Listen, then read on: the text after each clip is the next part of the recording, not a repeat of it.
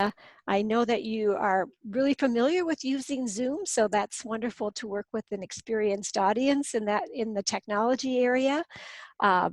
Everyone is muted upon entry, and please write questions in the chat, and Ina will be monitoring the chat. And I'll be checking in with her periodically throughout our session. We only have 45 minutes today to kind of get you connected to the student program of Core5 and PowerUp. And Ina sent you a handout, and that you'll want to have that ready as well. So let me just introduce myself. My name is Beth Dailey. I am working with Lexia. I have been working with Lexia for over 5 years. I have 35 years of experience as a teacher and a leader and a faculty training specialist. I currently live in the Upper Peninsula of Michigan, and this is what it looks like in my backyard, except the snow has melted. So I'm happy to say that in northern part of the state, we're getting into sunshine a little bit. So in that training plan, or that handout that you have, I've kind of outlined our approach for today and for when we meet again on the 29th. So in this session, what we're going to do is examine the student program for Core5 and PowerUp, and that blended learning model. And then between today and when we meet again on Wednesday next week, you have some homework. I'm going to want you to explore the student program and a Lexia lesson, and in that handout is a link that you can use if you have questions along the way between today and tomorrow. I'll be happy to answer those as well. When we meet again on Wednesday, I'll address your questions, as well as we'll dive in a little bit deeper into the program and look at the kind of data that you're going to have, and so that you can use that data to plan instruction. And then beyond the 29th, there are opportunities for continuing to learn in terms of exploring more of the instructional materials on your own, as well as some additional professional learning opportunities through Lexia. So that's our plan for today. If you did not get, I'm seeing somebody say, I didn't get the handout. Good, that's a good point. Let me put a link to that in the chat right now. Oops, let's see, everyone in the meeting. There you go. That should get you to that handout. So thank you. Yeah, there are some, I don't know exactly how to change the chat so that you can chat with everyone, but I do know that Ina will be monitoring the chat, so we'll get that information, your questions that way. So this is the handout that I hope that you have had access to, and the handout that I put in the chat that talks about some pre-work, but I'm gonna reference that information next, as well as what we're going to do today, tomorrow, and beyond. So if you look at that handout, let me just pull that over here. The section that says pre-work, this link right here brings you to a website that Lexia has put together that I wanted to be sure that you had access to. It's something that we have made available to educators and to families to help support all of you while you're using Lexia Core5 or PowerUp in this distance learning fashion. So there is, so as a teacher, you'll be interested in this area here and click on this section that says teachers, and it gives you some really good information. At the top, there's some, like, one of the additional training opportunities is to take, if you wanted to take advantage of these 45-minute webinars that we have available for Core5 and for PowerUp for teachers. There's a schedule for those through May 15th. And then there's some great information on getting started, sharing login information with families, as well as how to roster and how to get the students added to your site. I believe that's already been done for you.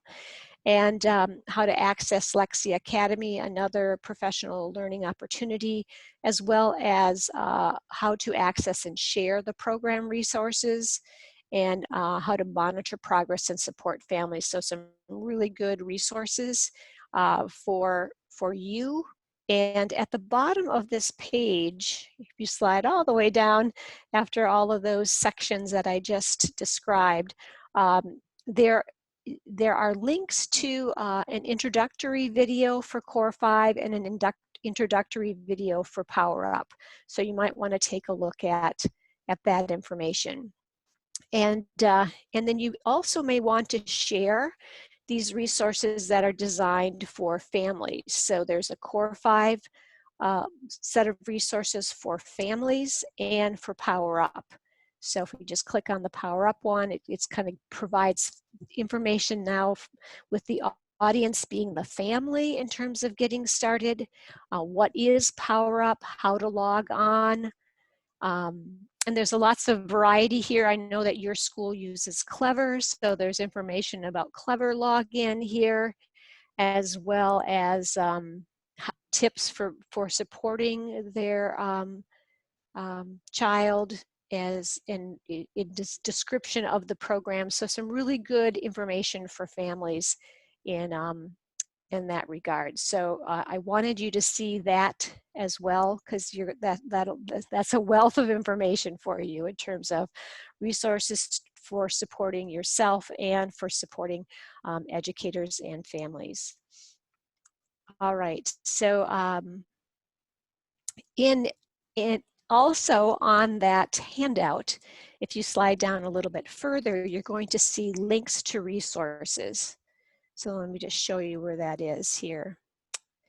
Our first step today is to open the materials. So I know some of you are going to be working with the Core5 program and some of you with the PowerUp program.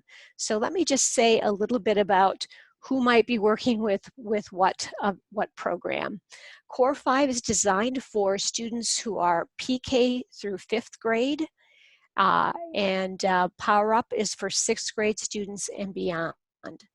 So you may find yourself in one of those groups. And so today we're going to have an interesting challenge, because I want to introduce you to both programs. So we're going to be kind of going back and forth as we move through different aspects of both of these programs. But these two resources, you have a link to the professional learning guide for Core5. So if you want to open that up and take a look at that. You also have a link to this detailed scope and sequence. So it's a little bit more detail of the scope and sequence for Core5. Those of you who are working with PowerUp, these are the two resources that are designed to support your work: a professional learning guide for PowerUp and a PowerUp scope and sequence. All right. So Ina, how are things going in the chat? Are you doing pretty well? Yeah, it looks great. No questions at the moment. Okay. All right. Okay, good. So on the cover of both of these learning guides, so I'm assuming you've got these two learning guides in front of you. On the cover is a diagram that looks like this. And what we're doing here is describing the three elements of the program, whether it's Core5 or PowerUp.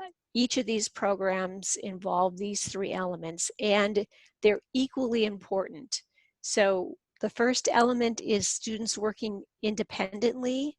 So they're able to log on with an internet connection and a supported device to either Core5 or PowerUp program, and they're going to be able to work independently. And you are going to also have data in this element number 2, ongoing data to monitor progress. So you're going to be able to see how the students are doing. How much time are they spending? Where are they working? And what is their how well are they doing? And do they need help? And so your access to that data, at least on a weekly basis, once your students get started, is going to be really important. The third element of the program is the teacher-led instruction and independent application element. So as students are working on the program, you're going to be notified if they are struggling on a concept. And then there will be resources available for you to use to work with that student. And in this case, to send home for that student to practice that skill so that they can then go back into the program, monitor and demonstrate their understanding of that concept and continue to move on. So there's a question in the chat about is the program Rosetta Stone. Rosetta Stone is actually the parent company of Lexia Learning. So Lexia Learning has been around for over 30 years, is a very solid research-based program. There's a lot of efficacy studies in peer-reviewed journals, and the program continues to expand and based on research and improve based on your feedback over the years. So that's a little bit about the program. It is designed, schools use the program in a variety of different ways. Sometimes it is used as an intervention for Tier 2, Tier 3 students, or for special populations, such as special education or English language learners. It is also used in many schools as the fundamental reading curriculum. So where all the students are using the program. So it's used in a variety of different ways. And so great questions coming in. So for those of you who are using Core5, if you open up that teacher training guide or move it to the second page, you're going to see this scope and sequence. So I want to talk a little bit about the scope and sequence of both programs, and I'm going to start with Core5. So with Core5, there are 21 levels that range from pre-K to grade 5. So level 1 in pre-K, level 21 at the end of grade 5. And then each of those levels is divided into activities. So there are, what you're seeing at the top of the page are the activities, the reading activities in Core5. So there will be activities in the phonological awareness area, phonics, structural analysis, automaticity and fluency, vocabulary, and comprehension. And so this chart demonstrates, as you look across the rows, you can see which reading areas are addressed. So in level 1, there's a phonological awareness activity, a phonics activity, an automaticity and fluency activity, vocabulary, and comprehension. And then the program systematically addresses all of those activities as students move through the levels of Lexia. The other element in the Core5 program are units. So if we think about level 1, we just looked at the different activities. Each of these activities is broken down into units. Units are take students an average of 5 minutes to complete, and the student needs to demonstrate mastery at every single unit. So there will be a number of phonological awareness units, phonics, and so on, and that's where that assessment piece takes place in the program. And we'll talk about the steps of instructional branching and the instructional design at the unit level in just a little bit. So that's taking a look at the scope and sequence of Core 5. Before we move on to the scope and sequence of PowerUp, I wanted to also mention that in both programs, the first time the student logs in, they're going to experience an auto placement activity that will place them in the program. And in Core 5, that auto placement activity takes about 10 to 15 minutes to complete. And it would be a good thing to suggest to parents when students are beginning to use Core 5 for the first time that they be sure that that student is completing that auto placement independent of any assistance, because it's important that the program is able to assess the student's ability and then use that information to place them in one of these levels. So if we go back to that scope and sequence, the way the auto placement works in Core 5, it is based on the grade level in terms of where that placement activities begin. So let's say a student is in grade 1. They will experience word recognition and comprehension questions in that auto placement that will begin at level 6. And depending on how that student performs, they may be placed right in level 6, or there will be some scaffolding, and the students will receive questions at either a level higher or lower than that starting point. And then that scaffolding continues until that appropriate level is found. And so in Core 5, that auto placement can take anywhere from 10 to 15 minutes to complete. If for some reason the student runs out of time or closes out before they're done with the auto placement, it'll pick right back up where they left off and then finish that auto placement. All right, so the other thing that will happen once they are placed in the program, the software is going to recommend a certain number of minutes that the student works each week. And that will be based on where they're at in the program and how far away they are from getting to the end of their grade level by the end of the school year. And so if they are further away, then they will have more time. And so you may see, for example, in, let's say, kindergarten through 3rd grade, the highest number of weekly minutes is going to be 60. And then that intermediate zone area will be 30 to 50. And if they're on target, that would be 20 minutes a week. And typically we recommend that students work in short amounts of time. So frequency trumping duration. And so 10, 15-minute chunks of time several times during the week is going to give you that most effective practice.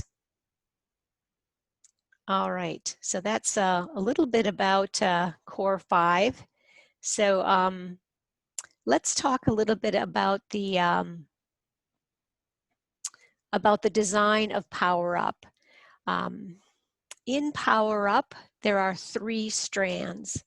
So PowerUp is really designed for 6th grade students and beyond who have not mastered those basic reading skills. So we're trying to fill those gaps. And you'll see one of the strands being word study.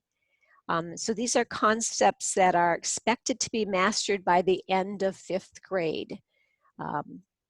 But if they haven't mastered those concepts, they have an opportunity to do so in PowerUp. The second strand is grammar, so parts of speech, sentence structure, compound and complex sentences. These are concepts that are expected to be mastered by the end of 8th grade. And then reading comprehension. So we're talking about skills and strategies. There's increases in complexity as they move through the PowerUp strand, and they'll be working with authentic and engaging texts along the way. So this can range from kindergarten through 8th grade in terms of the Lexia level. So PowerUp, in the page, if you're following along in the learning guide, this is on page 5. In addition to these 3 strands, the program is also, the framework is involves zones. So the students are placed in a level just like in Core 5, and each of those levels are corresponding to zones. So foundational, a level that is in the foundational zone is going to be work skills typically in kindergarten through 2nd grade. A level that is associated with the intermediate zone are going to be skills that are typically in 3rd through 5th grade. In the advanced zone is going to involve complexity at the 6th through 8th grade level.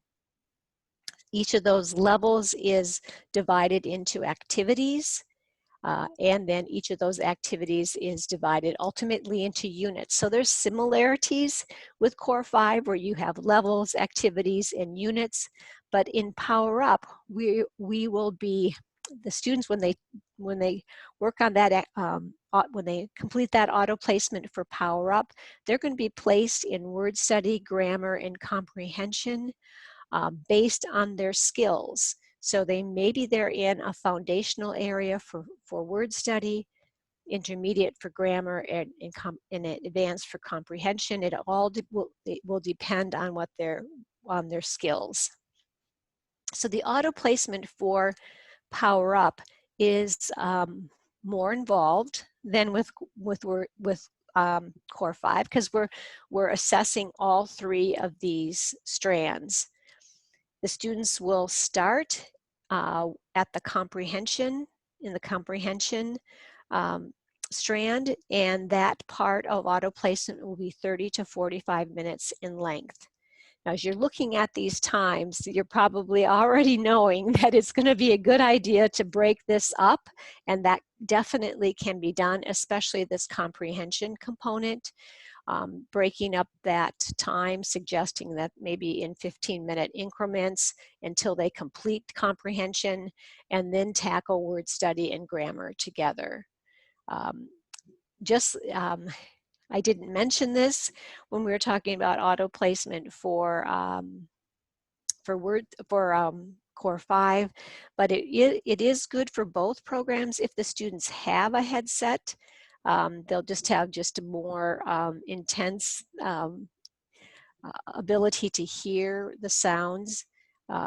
If they have a headset, or a headphone or headsets, it doesn't matter if they don't. You know, they'll just be using the computer the sound right from the computer. So that's a little bit about what happens when the students log in for the first time in PowerUp. They'll experience an auto placement activity that will place them in comprehension, word study, and grammar. And what you're going to see is that they will be individually placed. So this is a great graphic of what I was talking about before. They can be placed based on their skills. Because what we're trying to do here is if you think about the 6th grade students and beyond, we don't want them to have to repeat areas where they already have skills. So you see this young man, he was placed in foundational zone for word study and excuse me, intermediate for grammar and advanced for comprehension. But then this young woman was placed in the intermediate area for word study and foundational for grammar and comprehension. So you can see that, you know, the variety of different placements that can take place. All right. So that's a little bit about the, excuse me, about the auto placement for PowerUp. And in PowerUp as well, the students will be prescribed a certain number of minutes to work. And if they were placed in the foundational zone, they will be recommended to work for 45 minutes a week. If they're placed in the intermediate zone, 35 minutes, and in the comprehension zone, in the advanced zone, 25 minutes. So, so the time per week is going to vary depending on which zones they're in. So you can kind of see if this was the case, that would be 105 minutes, and then we add an extra 10 just for the time it takes for them to log in and check their dashboard. And so this student, this example here, the student would be recommended to work 115 minutes. So a little bit about the placement in about the weekly usage in PowerUp. But all of this information, like where they were placed and how many minutes they're being prescribed to work, you're going to have access to in the My Lexia site. And we'll talk about more of that when we meet on Wednesday. All right, so you're doing a good job asking questions. Thank you. Before we take a look at the student program and how that's designed, what I want to do is talk about the instructional model in each of the programs. So this is the Core5 program.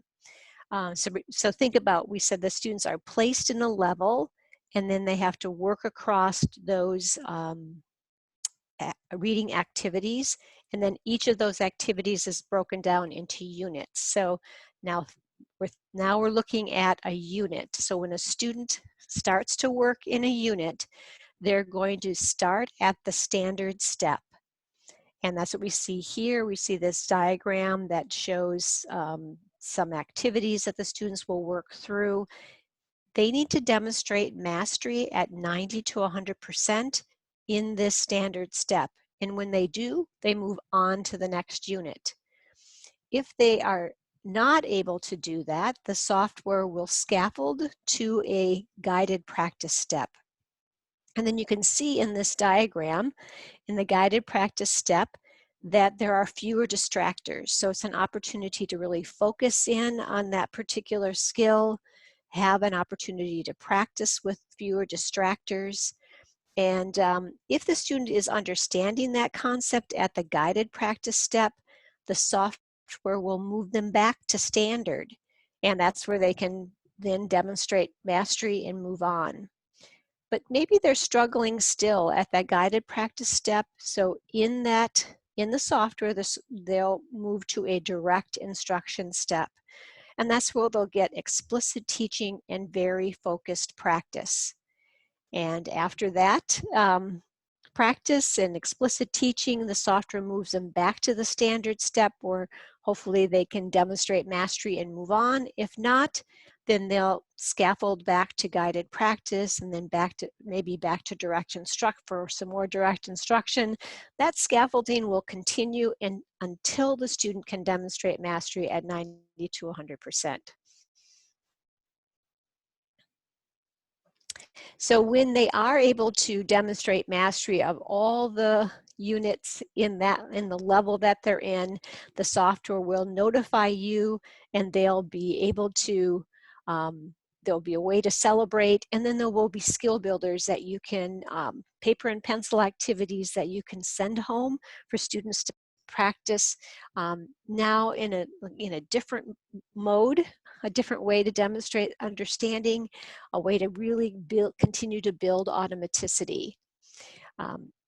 If though the student has branched into this direct instruction step the second time, then the software is going to say, you know what, that student is struggling repeatedly and they need some extra practice in order for them to be successful and master that particular unit. And so we've identified, we created Lexia lessons that are available for you to use, and in this case send home for students to practice that skill so that they can then go back into that particular unit and be successful. So that's a little bit about the model for Core 5, and that is described at the bottom of page 5 in your learning guide. So the instructional model in PowerUp, let me say a little bit about that. Very similar to Core 5, except there are only 2 steps of instructional branching. So the students are introduced to a skill, maybe through a video or some introduction, and then they'll move into that standard step, and they'll be given a number of activities, and if they're struggling, then they will move to the instruction step and then back to the standard step. And there's a couple of differences in PowerUp. One, there are 2 steps of instructional branching, not 3. And the other difference is that the student needs to move to this instruction step the 4th time before you're notified that they need your help. So a little more moving between standard and instruction, and that's really based on research that we've done in looking at student performance and their ability to master a concept by working through the standard and instruction step on their own a little bit longer than students who are in Core 5. But the same resources are available for you when they are struggling. There is a scripted lesson and some activities that are available to you. And then there is also are also skill builders that are designed to help build automaticity once they have mastered the levels. So very similar. And as part of your homework, I want you to experience the student program so you get a sense of how this instructional branching works. And so you'll have an opportunity to log into the My Lexia site with your login credentials and experiment with the program on your own. All right, so let's look at the home experience. So what will students experience when they are working in the program? And let's start with Core 5. The first time the students log in, they're going to experience, they're going to see a dashboard that will give them information. It will tell them how many minutes have they been working this week and what is their goal and how many units have they completed, so they can be monitoring their progress. In PowerUp, the students are also going to see a dashboard, and it's going to tell them by strand, where are they? You know, how many minutes have they worked in word study? What's their goal? The same thing with grammar and comprehension. This Your Progress part of the dashboard, when they click on that Your Progress tile over here, it will give them a little bit more information. But before I say that, one of the things that we have added to PowerUp is we're encouraging students to work in strands. There'll be a little lightning bolt if this is a strand where they have least usage or low, or it's their lowest zone. But Your Progress tile gives the student all the information that they need in terms of where are they at in that particular strand, you know, what level are they in, what activities do they need to complete in order to complete the level that they're in. So they have a lot of great detail, as well as information about how much time have they spent and those kinds of things. So they can very easily monitor their progress in PowerUp. That detail is, like I said, minutes, units, how many levels have they completed. And there's another element in PowerUp called streaks that is used to motivate students as well. Okay, so we're going to talk a little bit more about features of the student program in Core5. The first time the student when they log in each time, they will experience a warm-up activity. And the warm-up activity, in this first screen, you can see there are they'll choose one of these by clicking. They may say, oh, I want to go to Fast Find, and they will go into Fast Find. They will just work through an activity, and they'll see how many they got correct, with an idea of trying to beat their best score. So it's just a warm up. These are activities they mastered in the previous level. So it's a way to build automaticity. And all of these features are in that learning guide under page 5. Once they complete that warm-up activity, they're going to come to an activity menu where they can choose which reading activity they want to work in. So this student was placed in level 6, and they're working on the first half. So all of the units in the first half have been opened up, and that's what these segments around the perimeter of each of these pictures represent, the units that are in that half of that level. And when a unit is successfully completed, the segment here will be colored in, so the student can see where they're at. Once all of those units have been completed, that particular reading activity will be grayed out, and they won't be able to access that. So this is their ability to choose whatever area they want to work in. Once they choose an activity to work in, you'll see, they'll begin to work on the next unit that is, that they're eligible to work in, and that will open up. And some of the things I wanted to point out on this particular screen are these symbols along the bottom.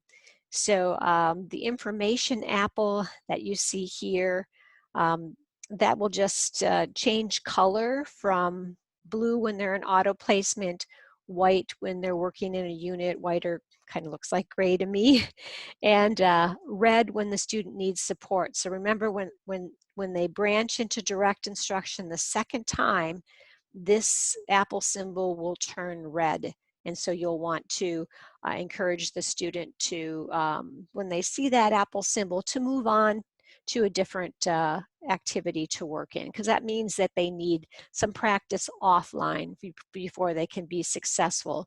Moving on helps to eliminate frustration from being kind of stuck in not being able to move forward. They can adjust the volume. They'll be able to see where they're at in terms of how many units they have left to complete. You will be able to adjust the language if you want students to hear the directions in Spanish, for example. You can adjust that in the My Lexia site, so that when the student is logging in and there are directions for that particular activity, they can hear those directions in Spanish. When they're working on a comprehension activity, this little book here, this item labeled E, will allow them to look back at that comprehension passage. All of the comprehension passages are also available in print that you will have access to and be able to send home to the student as well. They will be able to rehear a word or phrase that they're listening to. by clicking that symbol with the F symbol that we see here. And they can rehear the directions by clicking on the question mark button. So those are the symbols on that page, on the Core5 program. We kind of talked about all of these on the bottom. This green progress bar, changes color from green when they're in standard to blue, guided practice, and yellow, direct instruction. And then when they're ready to stop, they're going to click this X button, and they will move on, go back to that activity selection screen. And when they're ready to log out, they'll see this logout button, a logout screen, which will tell them their progress, and then they'll click that final X button to log out. So you want to, the steps to logging out obviously are to leave the particular unit.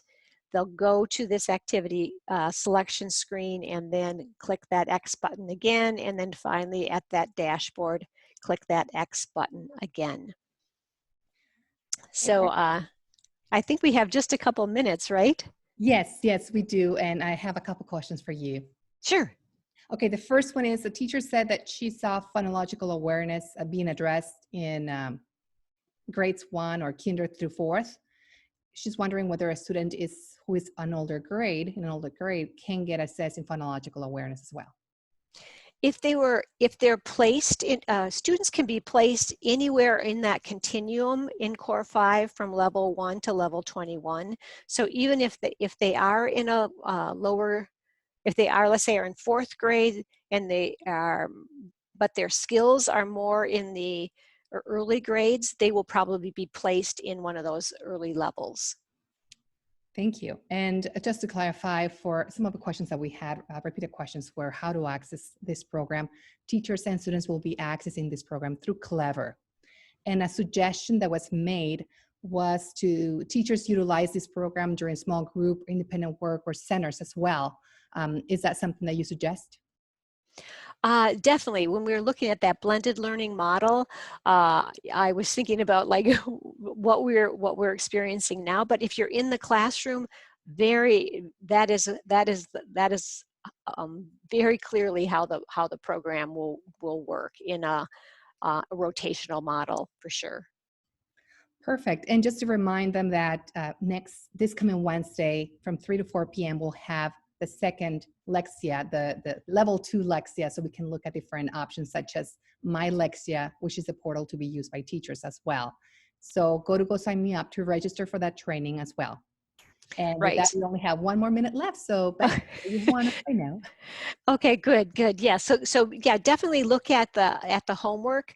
You want to go to mylexia.com. Use your assigned credentials. I think Ina, they know what that is, right? Yes, they do. Okay, and then you will be able to access the program. I have some diagrams of how to get to the Lexia lessons and the student program for Core 5 and PowerUp. And if you have an opportunity to give me feedback, I think I have the link in the handout as well as in the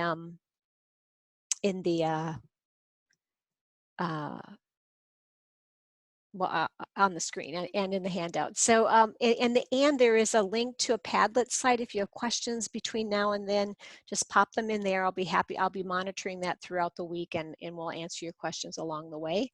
And then I'll see you next week. Thank you so much for joining us. Now ensure that you enter your name in the chat so we can have recording of your name. Thank you and your attendance. Thank you so much, and we'll see you on Wednesday. All right. Bye, everyone.